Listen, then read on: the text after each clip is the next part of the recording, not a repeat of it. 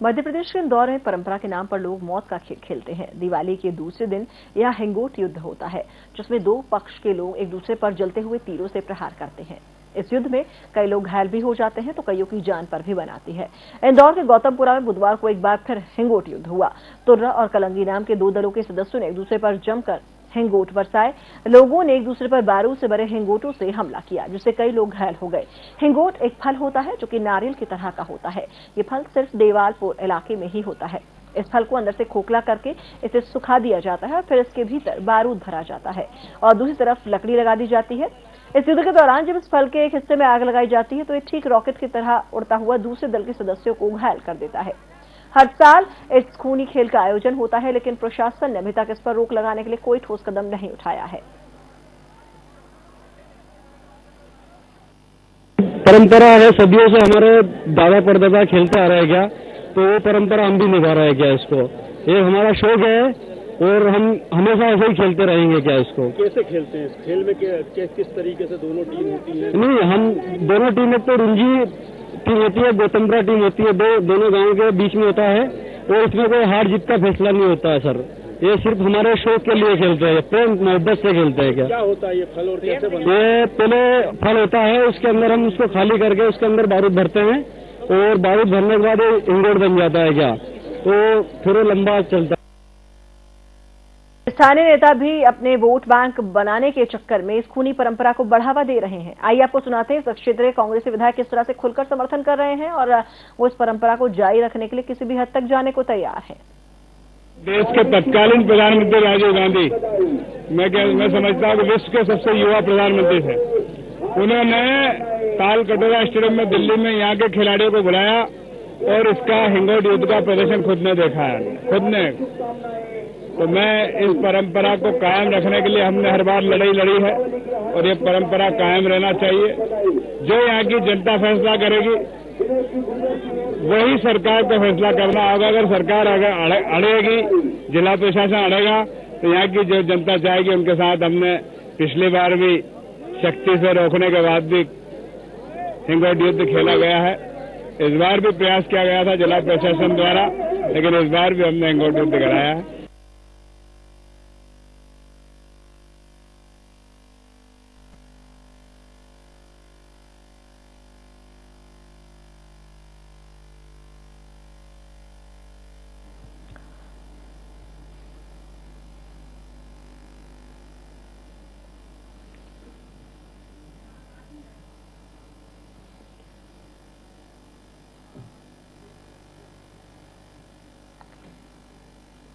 और इस पूरे मामले पर बातचीत के लिए हमारे साथ जुड़ चुके हैं नगर पालिका अध्यक्ष विशाल राठी, जो कि इस खेल के आयोजक भी हैं। विशाल जी, बहुत बहुत स्वागत है आपका न्यूज टाइम में। आपसे जानना चाहेंगे, ये खेल यूं तो कहा जा रहा है कि परंपरागत ये खेल है, लेकिन इसमें तमाम लोग घायल हो जाते हैं, तो कहां तक सही है परंपरा के नाम पर इस तरह के खूनी खेल को आयोजित करना? परंपराएं हमारे लिए पिछले पुरखों की होती हैं। उनको हम इस चीज के अगर तोलने लगे कि हम कितना उसके लिए खतरा मोल ले रहे हैं, तो शायद हम बहुत सारे काम करना बंद कर देना चाहिए हमको। आपको नहीं लगता कि एवरेस्ट पे चढ़ने के लिए भी बहुत ज्यादा साहस की जरूरत होती है? आपको नहीं लगता कि सुएज नहर पार करने के लिए बहुत ज्यादा साहस की आवश्यकता होती है? जी, इंसान अपनी दुस्साहसिक प्रवृत्तियों को देखना चाहता है और उसके लिए परंपराएं गढ़ी गई हैं ताकि वीरता का एहसास कर सके। और मुझे नहीं लगता कि हम ऐसा करके और अपने परंपराओं को कहीं भी रोकना ठीक होता है। पर हिंसा नहीं है ये एक तरह से हमारा वीरता का स्वभाव है, जिसके लिए हम ये सब करते हैं। जी बिल्कुल, ये बात आपकी सही है, वीरता का स्वभाव है, लेकिन इसमें लोग जब घायल होते हैं तो सुरक्षा के इंतजामातों के लिए क्या कुछ किया जाता है? क्योंकि ठीक है परंपरा है, लेकिन बावजूद इसके लोगों की जान पर भी इसमें बनाती है। बिल्कुल, आप बहुत सही प्रश्न पूछ रहे हैं। इसमें सुरक्षा के लिए बहुत कुछ किया गया है। पहले आज से 4 साल पहले इसमें घायलों की संख्या सैकड़ों में पहुंचती थी और उसमें अधिकांश दर्शक हुआ करते थे। अब दर्शकों की घायलों की समस्या तो खत्म हो गई है, क्योंकि हमने चारों तरफ सुरक्षा की जालियां लगा दी हैं, स्टेडियम टाइप निर्माण कर दिया है। दर्शक सुरक्षित होकर बैठता है और बहुत अच्छे से देखता है। पर जो योद्धा होते हैं उन्हें भी बख्तरबंद, हेलमेट, ढाल सभी चीजें मुहैया कराई गई हैं। इसके अलावा भी जो छोटी मोटी चोटें लगती हैं, 70-75 लोगों को चोटें लगी हैं, वह भी न्यूनतम करने के प्रयास किए जा रहे हैं ताकि ये ज्यादा से ज्यादा दर्शनीय बन सके और कम से कम खतरनाक बन सके। मैं लगातार मेरी नगर पालिका इसके लिए प्रयासरत है और धीरे धीरे हम इसको बहुत कुछ पर्यटन के क्षेत्र में, रोमांचक पर्यटन के क्षेत्र में विकसित करने का प्रयास लगातार कर रहे हैं। जी विशाल जी, क्या इस खेल के लिए पहले रिहर्सल किया जाता है या सीधे इसे खेला जाता है, और क्या आपको लगता है कि ये ढाल इतनी सुरक्षा मुहैया करा पाती है कि लोग घायल ना हो? क्योंकि बावजूद इसके लोग घायल हैं, तस्वीरें हम देख सकते हैं टीवी स्क्रीन पर, लोग घायल होते हैं इस युद्ध में। बिल्कुल सही कह रहे हैं आप। धीरे धीरे इसका स्वरूप अगर कुछ प्रशासन और शासन और ज्यादा मदद करे तो हम इसको न्यूनतम नुकसान हो सके और हम बख्तरबंद कपड़े पहनाकर अगर हम योद्धाओं को उतारें।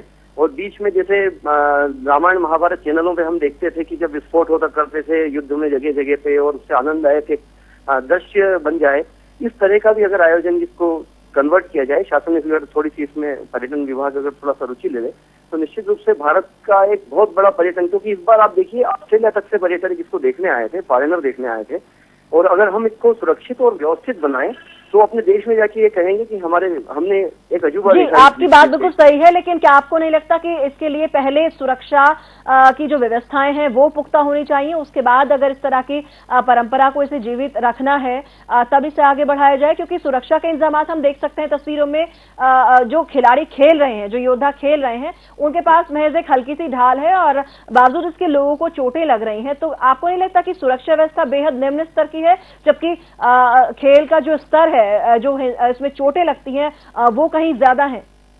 देखिए, सुरक्षा के स्तर की जहां तक बात है, ये काम प्रशासन और शासन का है, निश्चित रूप से उसको करना चाहिए।